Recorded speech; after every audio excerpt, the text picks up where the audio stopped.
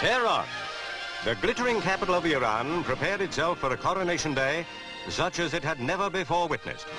Even the magnificence of its mosques was overshadowed by the spectacular preparations that transformed the city into a wonderland of color, befitting the greatest day in the life of the Persian monarch.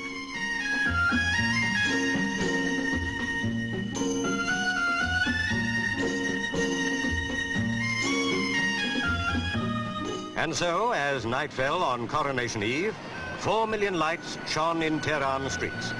It was a sign that told the people of the nation that the Shah was at last satisfied that he was worthy of wearing the crown. The day of coronation for the Shah was here. In brilliant sunshine, guests waited in the gardens of the Palace of the Garden of Roses. After 26 years of steering his country from what he described as a nation of beggars into a thriving and prosperous realm, the Shah was ascending the fabled peacock throne to crown himself King of Kings.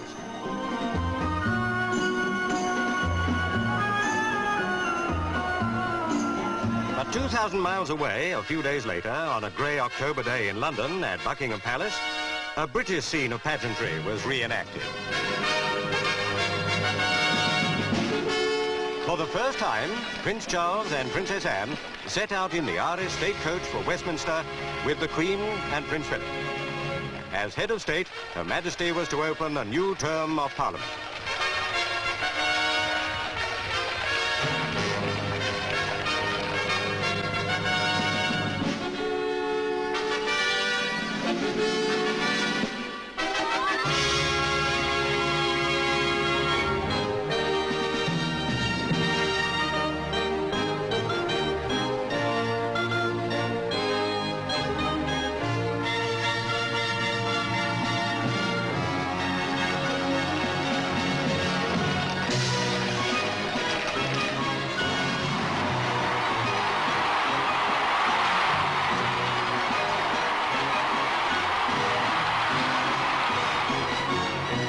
What a proud day it was for the Queen and her husband, and indeed for the nation, to realize that Prince Charles and his sister had reached an age when they could take part in such an important ceremony.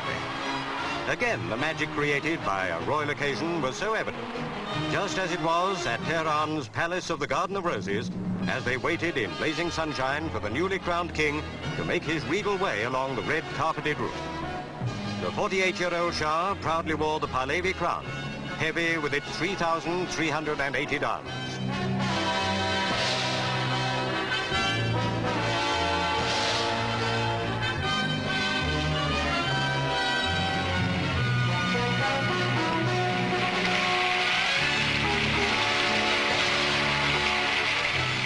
Then came his beautiful wife, Queen Farah, the first woman in the 2,500 years of Persian monarchy ever to be crowned. Her diadem was encrusted with 1,646 diamonds.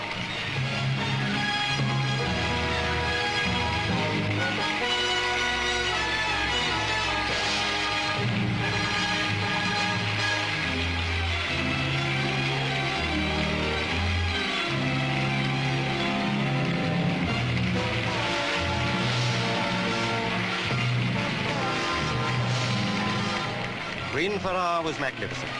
Almost a fairy tale queen in a fairy tale setting. Her green cape, with its 26-foot train, was edged in white mink.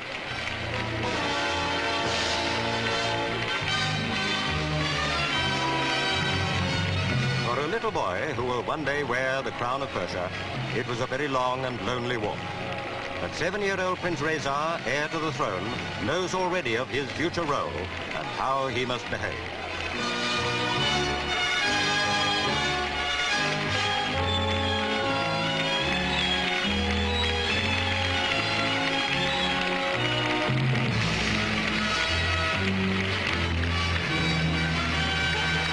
As his guests looked on, the Shah and his queen prepared to show themselves to their people. It was the sign for celebrations to commence as the magnificent gold coach set out to drive through the city.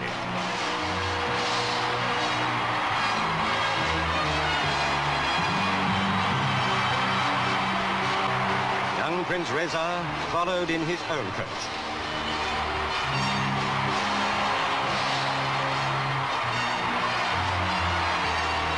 The Through the streets of Tehran drove the Shah and his queen in a coach drawn by 4 pairs of matched white Hungarian horses. For the crowd, the Shah was more than a king. He was the man who had achieved a program of social and economic reform unparalleled in the nation's history. They honored him as such.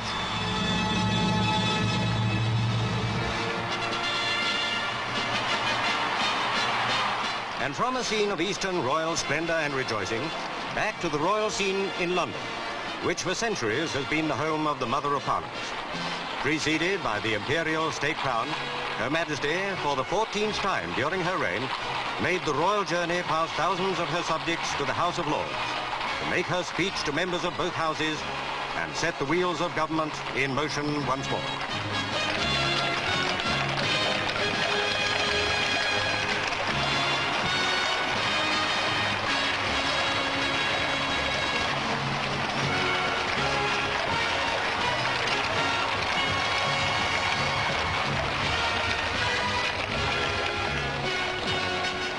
The magic that is royalty is a universal thing. In Tehran, a king was crowned. In London, a queen performed her duty.